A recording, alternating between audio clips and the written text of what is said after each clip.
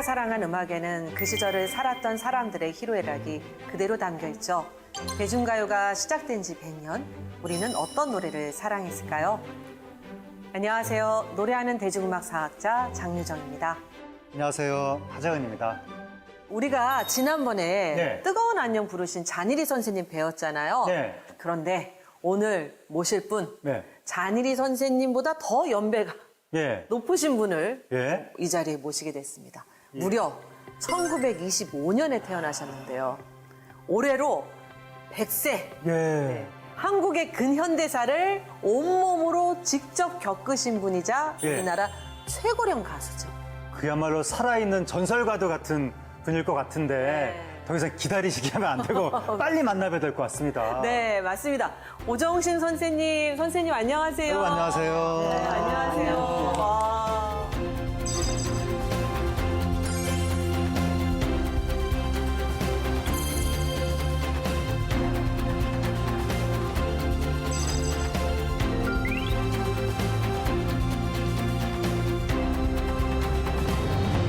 제가 우리 오정신 선생님을 좀 소개해 드릴 건데요. 네. 저는 우리 선생님 처음 뵌 게 2006년, 그쵸? 네. 그러니까 저희가 벌써 20년 인연이에요. 네. 그래서 1925년에 일제강점기 때 서울에서 태어나셨고, 어머니는 경기도 여주가 고향이셨고, 그럼. 아버지는 무역업을 하셨었고, 네. 유복한 집안의 네. 우리 외동딸.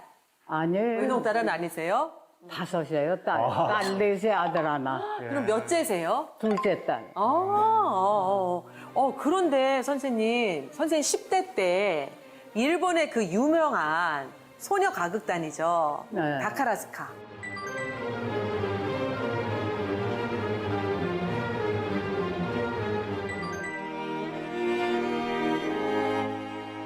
우리 아버지가 무역하시는 덕에 내가 그렇게 된 거예요. 네. 그래서 일본 여학교를 갔죠. 네. 그래서 그 여학교에서 졸업반에서 네. 내가 그냥 동경 소녀과학당, 네. 도쿄 쇼조과객시당이라고 네. 그냥 이걸 보고 그냥 혼자 그냥 이력서 써가지고 들어가서 그냥 그 시간에 합격이 됐어요. 와, 한 번에. 네. 키가 커서 된 것 같아. 지금 내가 생각을 해봐도. 네. 그럼 뭐래요. 아버지가 그냥 학교 때문에 오셨다가 그냥 발견을 해갖고 그래서 아버지한테 예. 챙겨서 왔죠. 그러니까 뭐 졸업장도 야중해봤고 졸업반에 그랬으니까. 졸업 한 달 앞두고 그냥 한국으로 돌아오신 거네요. 그렇게 돼서 그 아버지보다도 또 집안에서도 전부 반대를 하니까. 사실 선생님이 하셨던 게 뮤지컬이었잖아요. 그래서 예전에 우리가 그 다카라스카 네. 동경 소녀가극단 그걸 벤치마킹 해가지고 1936년에 우리나라에도 낭랑자라는 소녀 가극단이 있었고요. 그 다음에 또 이후에도 또 많은 여성들로 이루어진 뭐 가극단, 그 다음에 이후에는 국구, 그 다음에 지금의 걸그룹 이렇게 생겨났는데 그 그리고 처음이죠. 그 당시에 그 지방 공연을 하는데 네. 그때는 그렇게 각처 단체들이 몇몇이 우리는 바로 전수린 씨야. 전수린 전술의 씨한테. 낙단. 네. 그분이 일본말을 못해요. 그러니까는 내가 이렇게 그냥 저걸로 대신 막 하는 거야. 그러니까 통역을 해주시는 거예요. 그럼 이문을 갔어요. 그래서 오, 만주 네, 만주 해갖고 집이 잡히지 않으려고 결국 거길 몰래 따라간 거예요. 그랬는데 그만 해방이 거기서 돼. 청진에서 돼. 청진에서 해방을 맞이하셨군요. 선생님이 음악적인 재능이 굉장히 뛰어나셔서 다카라스카에도 있었고 뮤지컬도 조금 했었고 뭐 라인 댄스도 했었고 이제 이후에 가수로도 활동을 하셨는데 선생님께서 부르신 노래들이 굉장히 특별하거든요. 네. 선생님이 부르신 노래들 같이 들어보시죠. 다리에 베루타 별이 하나 둘 무란 루즈 핸섬보이 구렌치 캉캉 숨을 쉬면서 노래를 부른다 풍차가 돌아간다 빙글빙글 무대가 돌아간다 건들건들 프렌치 캉캉 애달픈 밤이요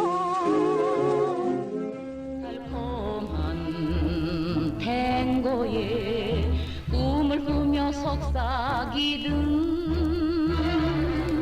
아이해서 잊지 못할 그 사람 때문에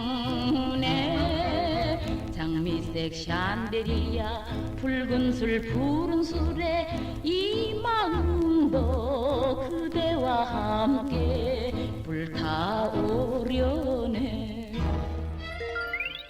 색깔만 보레스가 헤이맘보 거리에 가로수가 헤이맘보 연분홍 머플러를 휘날리면서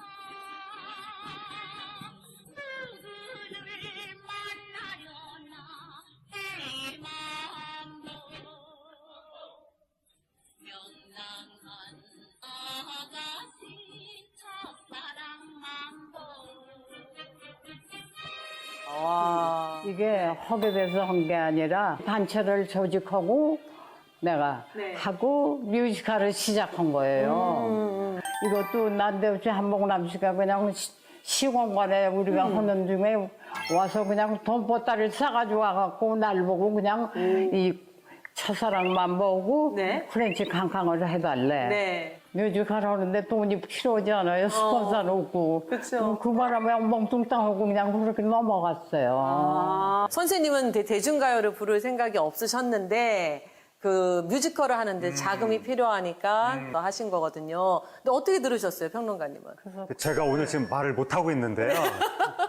이 거리에서 이렇게 이야기하면 선생님께서 안 지금 들리셔서. 정보 전달이 안 되는 네. 상황이라서 맞아요. 네. 지금 뭐라고 말을 제가 하기가 조심스럽습니다. 지금 이렇게 끊길까봐. 네, 아니요. 근데 어쨌든 뭐 노래를 들으니까 50년대에 우리나라가 이제 전쟁 직후의 상황인데 약간, 그런 네. 힘든 상황에서 이 노래들이 막 캉캉 나오고 뭐 mambo 나오고 뭐 탱고 막 이런 게 나오는 게 굉장히 전쟁과 거리가 먼 네, 네. 이국적인 시대상에 외국적인 취향이 나오는 것 같기도 하고 오히려 그래서 더 당시 한국전쟁 이후에 서구 문화를 동경했던 우리나라 국민들의 욕구를 채워주지 않았었을까.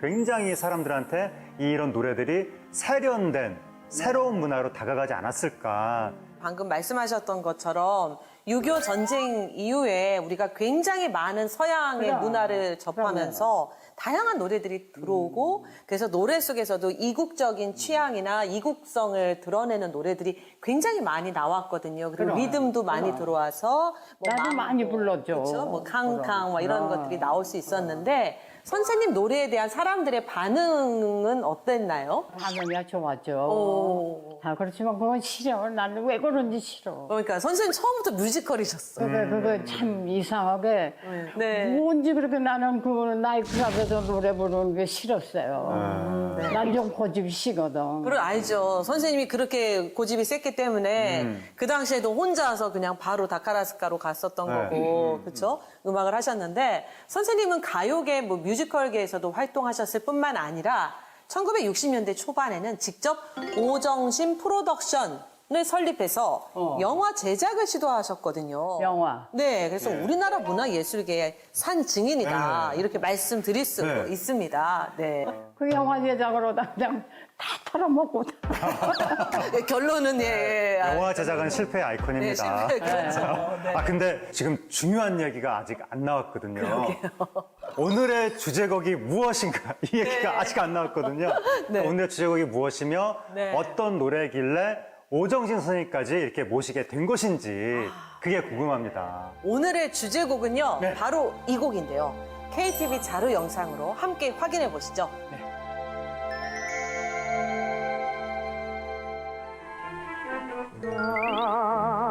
가성의 뱃날에 가물거리며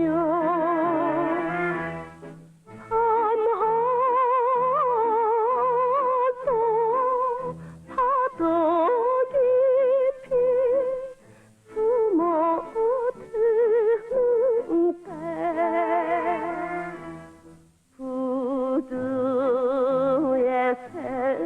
악시 아롱처진 옷자가 네 별에는 어디냐 목포에서는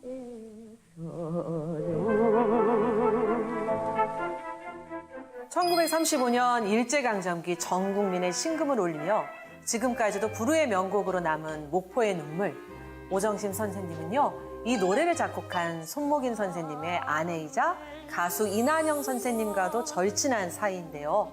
이 노래와 당시 시대상에 대해 아마 우리나라에서 가장 잘 알고 계신 분이라는 생각이 듭니다. 방금 보신 영상이 1960년 영상인데요. 선생님, 저 무렵 이난영 선생님 기억나세요? 1960년.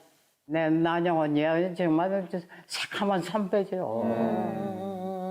새카만 선배지. 우리는 그냥 새카만 그냥 이용생이고 해방이 되고 이렇게 시대가 바뀌고 또 내가 선생한테 시집을 가게 되고 이제 이런 뭐 때문에 많이 갖고 가지고 애들이 미국 가는데도 그 그쵸, 김시스터즈. 영어로 그냥 저리 가라 이마다 한마디라도 전혀 모르니까 아이고 정심이 아니면 이건 몸만 나갔으니까 그러니까 언니가 우리 집 와. 그래서 나 데려가요.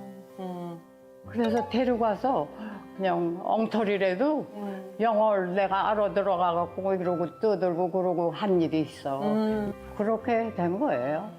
선생님 보시기에 이난영 선생님은 어떤 분이셨어요? 예술가로서. 그분은 역시 재주가 많고 그리고 선생이 그 음악적으로 청각이 빠르다 그래. 그렇게 말씀하더라고. 선생이 난영이는 청각이 빠른 가수라고. 하여튼 대한민국 저 가요사에는 이난영, 장세정 그렇죠. 네. 그 두 분이 이거예요. 그렇다면 손목인 작곡가하고는 어떤 식으로 만나게 되신 건가요? 선 선생하고는 선 선생도 군임원을 하고 나는 그때 하필 그 국방부에서 부탁해서 대북방송을 그 대북방송 네. 그거 뽑혔어. 그거 성우 말하는 걸로요. 거기서 만났어. 아. 거기서 만났는데 두 분이 만나셨는데 첫눈에 반하신 건가요? 그래서 거기서 인사하고 뭐 그러고 저러고 온 게 뭐 저쩌고 그러다가 항상 보게 되고 또 이렇게 돼갖고 결국 인연이 된 것 같아요. 그러다가 이제 콩새깍지가 쉬는 거. 손목인 선생님은 어떤 분이셨어요? 선생님이 보시기에? 글쎄 뭐 선생이야 뭐 너무나 재주가 많은 분이고 콩깍지가 쓰인 분.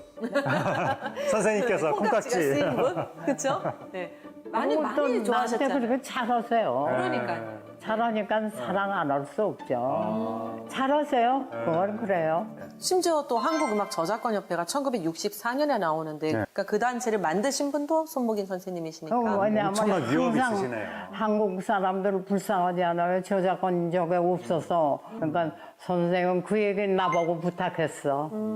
만약에 내가 웃고 이거 하더라도 그거 안 뺏기도록 단단히 하라고 그러라고. 네. 목포의 눈물이 이게 엄청난 히트곡인데 그런데 이 노래가 처음 발표됐을 때는 어느 정도 인기였었는지. 하여튼 판이 모자라서 야단했대요. 네. 못 팔아가지고. 굉장히 그냥. 많이 팔렸는데. 야단이니까. 그러니까 얼마나 대히트 그때만 해도. 네. 아무것도 없을 텐데. 네. 하자마자 난영 언니 뚜렷이 이난영이라는 걸 찾게 됐죠. 이 노래 나오자마자. 네. 근데 이 목포의 눈물로 이난영이가 된 거예요. 네.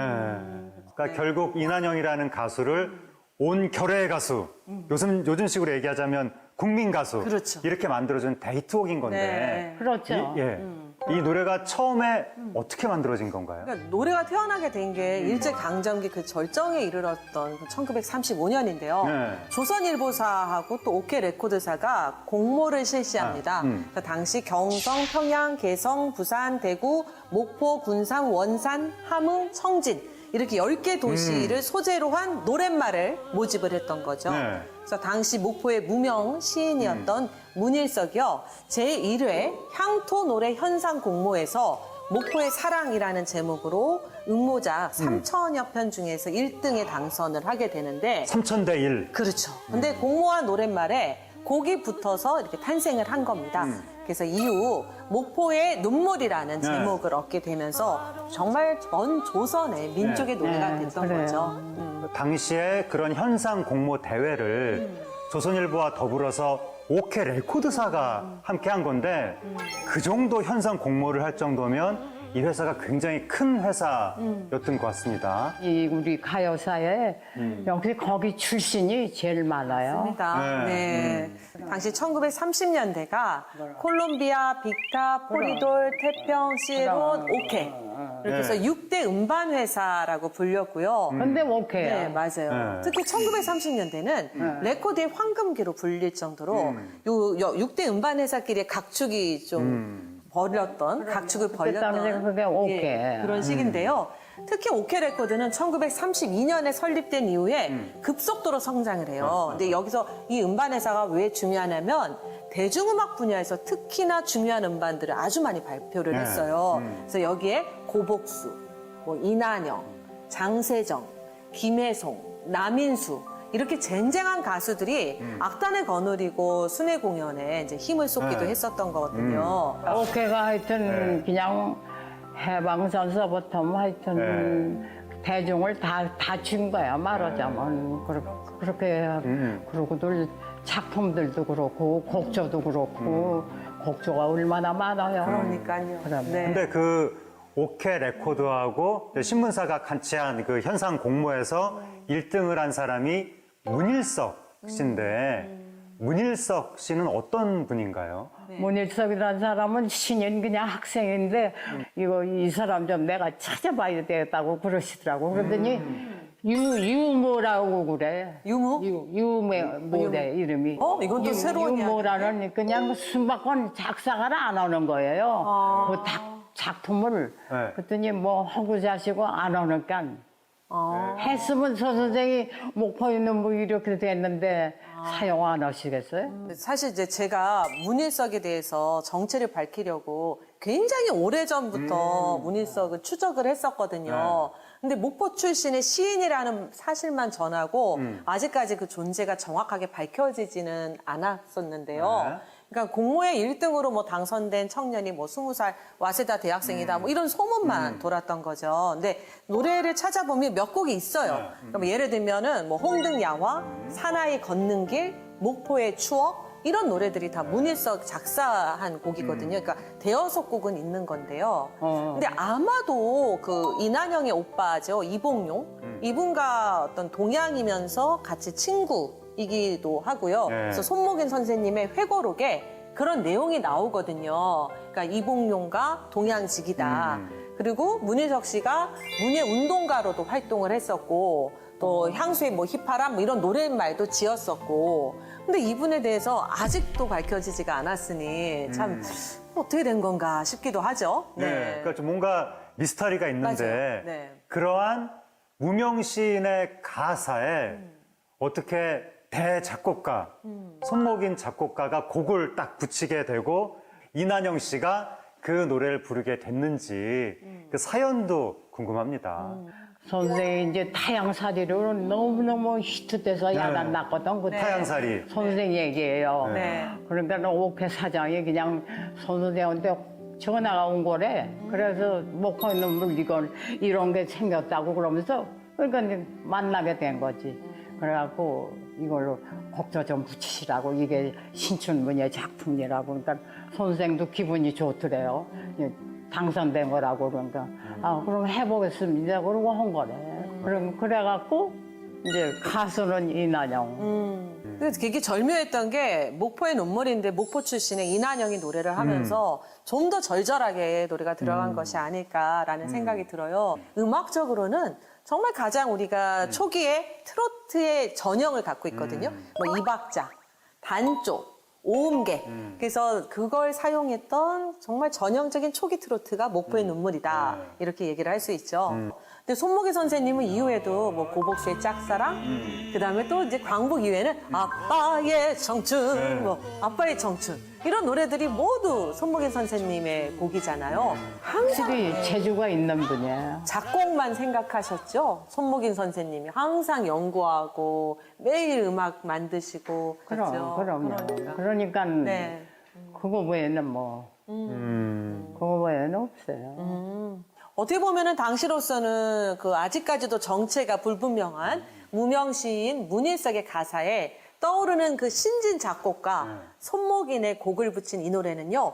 전 국민의 사랑을 받았고요. 그럼. 또 노래를 부른 18살 가수 이난영은 스타로 자리매김하기 시작을 합니다. 네. 그래서 1935년에 일제강점기 그 잡지죠. 네, 잡지. 삼천리에서 인기투표, 레코드 가수 인기투표를 실시를 해요. 네. 그때 1위가 왕수복, 2위 선우일선, 3위 이난영, 4위 전옥, 그다음에 5위 김복희인데 이 중에서 왕수복, 선우일선, 김복희가 모두 기생 출신이라면 전옥은 배우 출신.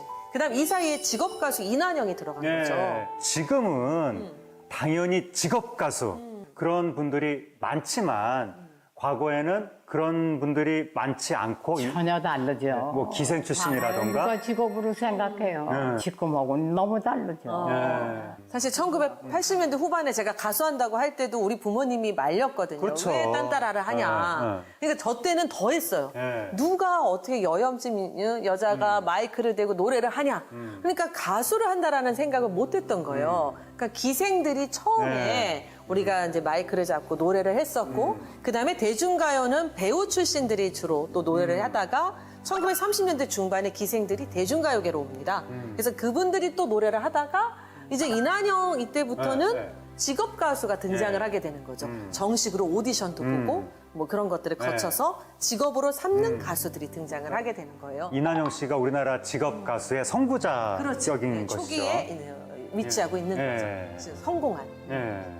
최고 가수예요. 하여튼 난영 언니가 네. 그 노래 자체가 그렇게 히트가 대단한 바람에 근데 저 시기 이제 30년대 중반에 기생 출신 가수들이 왜 인기를 얻었냐면요. 네. 이분들이 노래를 하는데 굉장히 전통적인 창법과 뭔가 네. 들었던 것 같고 옛날에 민요도 같고 그러니까 대중들이 조선 냄새 난다 라고 해서 굉장한 인기를 많이 얻었었어요. 네. 그래서 소위 말하는 트로트보다도 신민요가 더 많은 인기를 얻었던 시절이 네. 저 1930년대 중반이기도 합니다. 이난영 선생님은 신민요를 위주로 했던 그런 기생 출신 가수들과 다르게 뭐 트로트, 오늘날 우리가 트로트라고 하는 네. 당신 유행가라고 했는데요. 그다음에 뭐 재즈, 뭐 블루스 이런 다양한 장르를 소화했잖아요. 네, 그래서 다방의 푸른 꿈 같은 노래는 남편인 김혜송이 작곡해가지고 아내에게 준 곡이기도 한데요.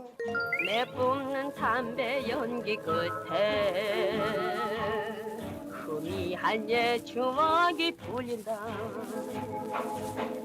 고요한 찻집에서 커피를 마시며 가만히 부른다. 그리운 옛날을 부르느라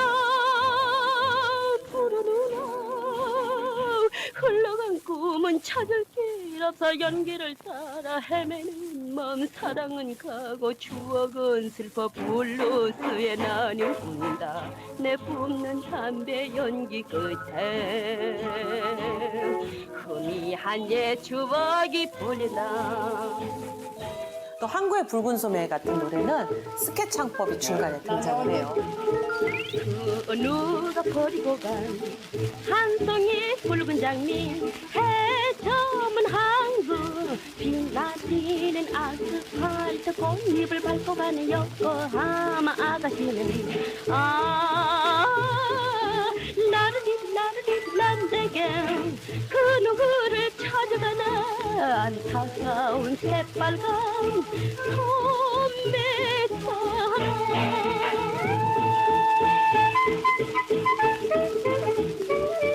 근데 목표의 눈물이 결국 이난영이라는 대스타를 만들어준 노래인데 근데 이 노래가 하마터면 이 세상에 나오지 못할 뻔했다는 얘기를 들었습니다. 맞습니다. 이게 노래가 발매된 게 1935년이잖아요.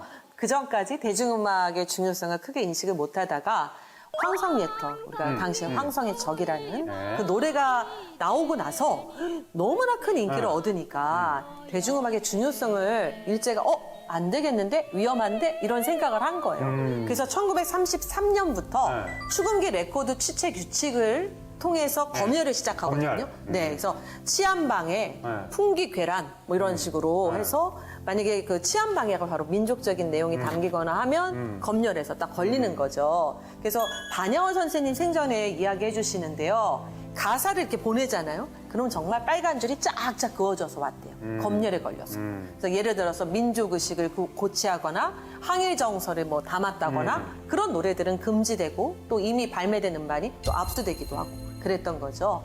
네, 확실히 검열은 대단했어요. 네. 그건 뭐 나도 당해본 경험이니까 검열이 꼭 있었어요. 그때는 저 객실에 저 중앙에가 검열관이 일본 사람이 앉아 있어. 예. 또 당시에 또 이런 일도 있었거든요. 손목인 선생님 회고록에 쓰여져 있는 에피소드인데요. 이화자라고 굉장히 또 유명한 가수 있습니다. 근데 그분이 일본에서 공연을 할 때 꼴망태 목동이라는 노래가 있거든요. 근데 이 꼴망태라는 말을 어떻게 불러야 할지 몰라서 네. 우리말로 부른 거예요. 네, 한국말로 그렇죠. 그냥. 네. 일본어로 이거 뭐 꼴망태를 어떻게 바꾸겠어요. 그러니까 정말 꼴망태가 소에게 먹이는 꼴을 담는 망태인데 이 뜻을 모르는 일본 경찰이 이거 일본 비난하는 말 아니냐 그러면서 모든 단원을 또 끌고 가서 신문을 한 적도 있었고요. 너무 화가 나서 꼴망태 부분만 나오면 소리를 지르면서 막 따라 불렀다 뭐 이런 얘기도 있습니다. 꼴망새 둘매고 소를 먹는 저목동 코끼를 붙여놓고 노래를 부르다가 어서 가자. 그런데 목포의 눈물이 일제당국의 그러한 검열에 의해서 하마터면 이 세상에 빛을 보지 못했을 수도 있다는 얘기가 있는데 어떤 부분이 문제가 됐던 건가요? 뭐 원한 품은 원한품은. 네, 네. 네. 문제가 된 게 그 2절 어. 첫 부분인데요. 300년 원한품은 노적봉 밑에 임자치 완연하다 애달픈 정수. 그 오케 레코드사에서 가사를 일본에 제출할 때 일제 제출할 때 300연 네. 연못 연자 써서요. 그다음에 원안풍 이렇게 적어놨어요. 최초 가사가? 그렇죠. 공식적으로 음반 가사제는 300연 원안풍. 출반된 음반 가사지. 그렇죠. 근데 이제 이게 이상하니까 이게 어떻게 뭔 말이냐? 그래서 종로 경찰서에서 오케 레코드 관계자들을 불러서 이 가사 뜻을 물어봤던 거고, 그러니까 그냥 300연이 연못 이름이고 원한풍이 부드러운 바람을 뜻한다 이러면서 넘어갔는데, 예. 그래서 그거는 예. 그냥 말로 선생님 말로다다 일본말 잘하니까 네. 말로다다 설득해서 이렇게 와가리 맛이다 이렇게 네. 나오더라고. 근데 이게 뭐냐면 300년 원한 품음이 맞고 네. 실제로 당시 1935년 음원을 들어보면 네. 그냥 300년 원한 품음으로 들려요. 300년 온한 품은 노적봉이 돼 300년 온한 품은 300년 온한 품은 저 그 노랫말을 문일석이 작사를 했잖아요. 네. 이분은 확실히 목포 출신인 것이 목포의 모든 지명들이 등장을 하거든요. 네. 그리고 역사를 알고 계시는 분이고 그래서 노적봉이 목포 유달산에 있는 봉우리의 네. 별칭이잖아요. 그래서 이순신 장군이 봉우리의 볏집을 둘러세워서 외적을 향해서 마치 군량이 우리는 풍부한 척 이렇게 속임수를 썼던 곳인데요. 일본군이 볏집들을 보면서 야 저기 식량이 저렇게 많이 쌓여 있으니 군사도 많겠다 이렇게 판단을 해서 섣불리 공격을 못하게 된 겁니다. 네. 그래서 노적 그 밖에 쌓아둔 곡물이라는 이름이 그래서 붙게 돼서 노적봉이 됐는데 300년 원한 품은 노적봉 밑에 이게 바로 그 불량미를 네. 속여서 일본을 물리쳤던 그거를 떠오르게 하는 거죠. 그래서 만약 그렇다면 임자치 완연하다 그다음에 임그려 우는 마음의 임은 임진왜란 당시 또 일본군을 섬멸했던 이순신 장군이 될 수도 있는 거고요. 네. 사실은 우리나라 사람이라면 이 300년 원한이라는 것이 1592년 임진왜란 때 그 일제를 물리쳤던 그 사건을 다 떠올릴 거고 그러면 이게 어떻게 보면 그게 문화적 의미망이라고 하잖아요. 그러니까 네. 우리들끼리만 통하는 이야기가 있는 거죠. 이 노래 들을 때마다 아, 저 300년 원한 품은 다 일제의 어떤 그 네. 옛날 그 네. 임진왜란, 아, 임진왜란. 막 이런 이순신 것까지 장군. 신경을 쓰게 되는 거죠. 이 노래가 일제에 대한 항일 의식을 몰래 교묘히 숨겨놓은 건데 그 당시에 이런 식으로 검열을 피해서 네. 항일 의식을 숨겨놓은 그런 가사들이 또 있었나요? 그 옛날 1932년이었나요? 그 세기말의 노래라고 있거든요. 거미줄로 한머리를 돌고 검은 고에 오르는 일만 소름 푸른 궁상 아래 그들 비 만나여라. 근데 검은고에 잊으려고 그러거든. 거미줄이 낀 거예요. 그러니까 이게 검은고는 우리나라를 상징하잖아요. 당시 이제 검열이 있었기 때문에 대놓고 항의를 보여줄 수는 없었지만 네. 이런 목포의 눈물이나 그런 세기말의 노래처럼 그런 문학적인 상징을 통해서 네. 아주 교묘하게 네. 어떤 저항 의식을 드러내는 소극적인 저항일지라도 그런 노래들은 있었죠. 네. 그러한 억압적인 환경에서 이난영 씨가 일본 본토로 건너가서 오카랑코라는 이름으로 목포의 눈물을 일본에서 불렀다는 거. 그러니까 결국 일본에서 이순신 장군을 추모하는 노래를 부른 셈인데 정말 대단한 일을 하셨다라는 어머. 생각이 들고 네. 남이 하루가 그네와 살이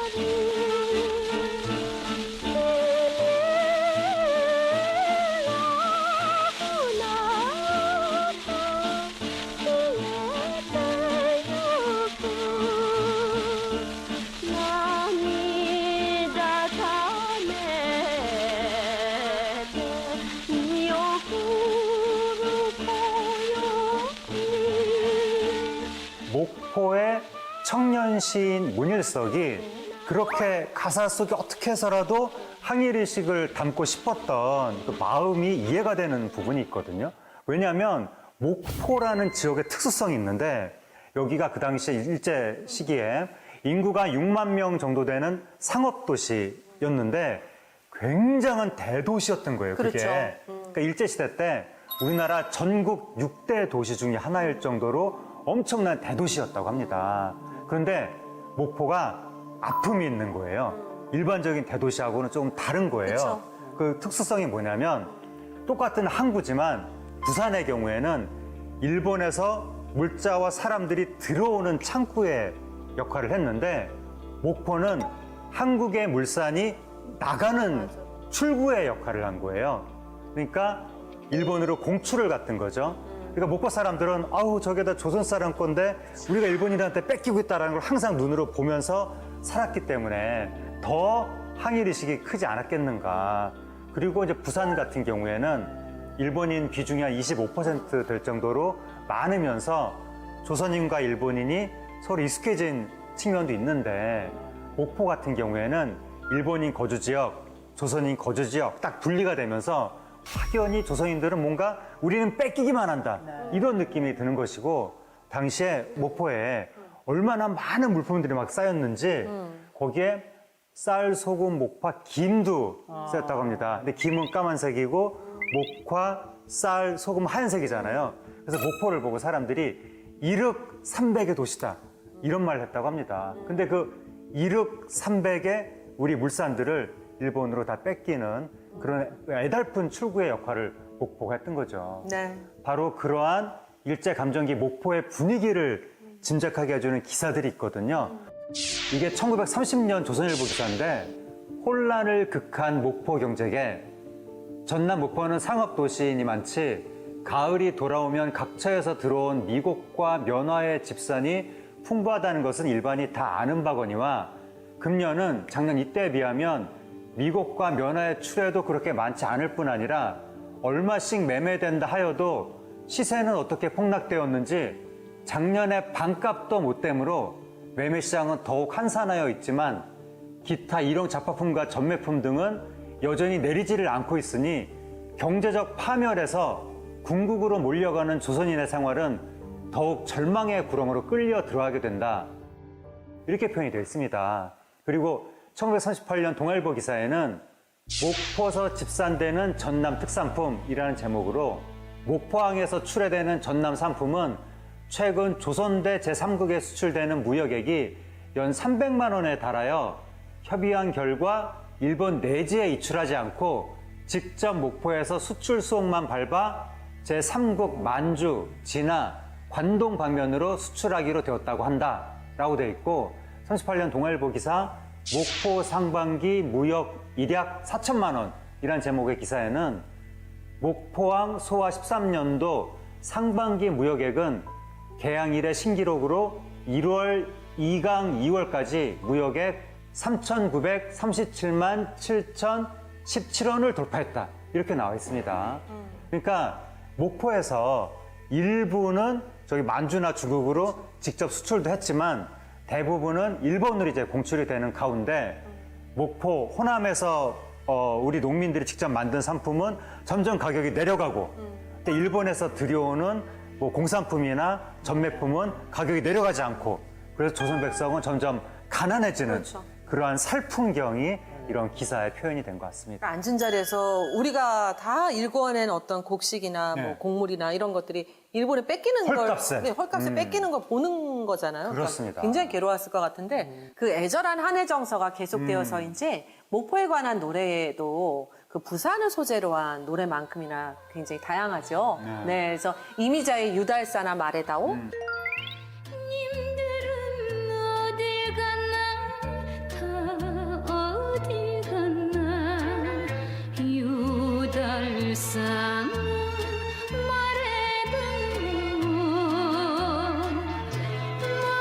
좀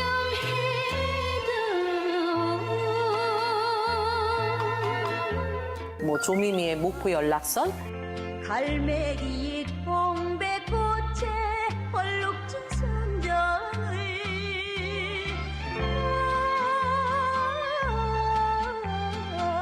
너는 아느냐 목포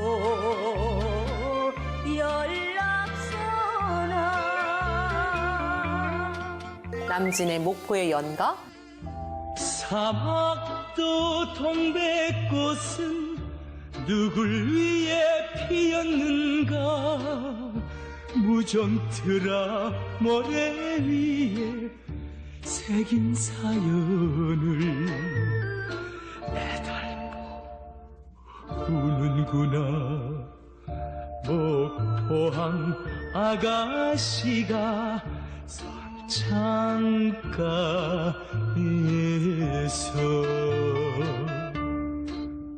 이런 노래처럼요. 목포를 소재로 한 대중가요가 막 찾아보면 얼추 한 60여 곡 네. 정도가 되는 거죠. 네. 이난영 씨도 목포에 대한 노래를 많이 불렀었죠. 네. 목포에 대한 애정이 있으셨죠? 이난영 선생님이. 당연하지 자기 나라 얘기하신 자기 적도 고향인데. 있으세요? 생전에 이렇게 얘기하신 적도 있으세요? 그럼 목- 당연하죠. 그리고 어릴 때 도망 나왔대. 그 맞습니다. 네. 그래서 당시 그 이난영에게 목포는 평생 잊을 수 없는 고향이었을 거란 생각이 들어요. 그래서 목포를 늘 그리워했는데요. 목포의 눈물, 또 목포의 추억, 목포는 항구다.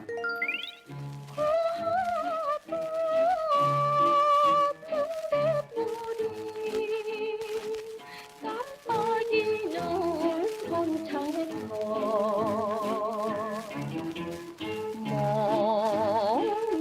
멍멍한 몸부림 저 자들어질 때 사막도 동대 아래 갈매기 우는 그리운 내 고향 목포는 이난영 씨 노래 부를 때 목소리가 네. 사람의 그 마음을 끄는 뭔가 고우면서 애절한 막 그런 느낌이 있는데 근데 이난영 씨가 평소 말을 할 때도 그렇게 말을 했는지 말투나 사투리 같은 것도 혹시 쓰셨는지 없어요, 사투리. 서울말이에요. 고향 목포 전라도 사투리 전라도 말 전혀 없어요. 우리가 놀리느라고 그렇단께 그래도 소용없어요. 아, 일부러 그 앞에서? 네. 전혀 꺼내지도 않아. 꺼내지도 않아요. 그러니까 뭐 언니 자신이 그냥 우리하고 똑같이 사는데 뭐 그런 거 못 봤어요. 서울 말씨로 하셨군요. 노래가 발매된 지 5년이 지난 1940년 한 언론은요. 노래를 만든 사람들에 대해서 이렇게 기록을 하고 있습니다. 옥회 전속 작곡가로 일찍부터 수많은 걸작을 내놓아 팬의 지지가 큰 수재다. 더욱이 아코디어니스트로서 조선의 단 한 사람이요. CMC 밴드의 없지 못할 명 컨덕터, 즉 지휘자죠. 네. 바로 손목인 선생님을 이렇게 표현을 하고 계세요. 네. 또 소개를 새롭게 할 것 없이 이난영은 조선 유행가계의 큰언니다. 조선의 유행가란 이난영으로부터 출발했고 이난영으로 하여금 존재한 데도 과언이 아닌 만큼 16살부터 지금까지 부른 노래도 수없지만 걸작도 많다. 네. 어마어마한 찬사네요. 그렇죠. 조선의 유행가가 그 한 사람에서 출발해서 그 한 사람이 대표한다 이런 얘기잖아요. 네. 그야말로 완전한 국민 가수, 오브 더 국민 가수란 얘긴데 네. 그렇게 큰 사랑을 받았던 이난영 씨가 너무도 빨리 우리 곁을 떠났습니다. 네. 당시 영상이 남아있는데요. 한번 보시죠.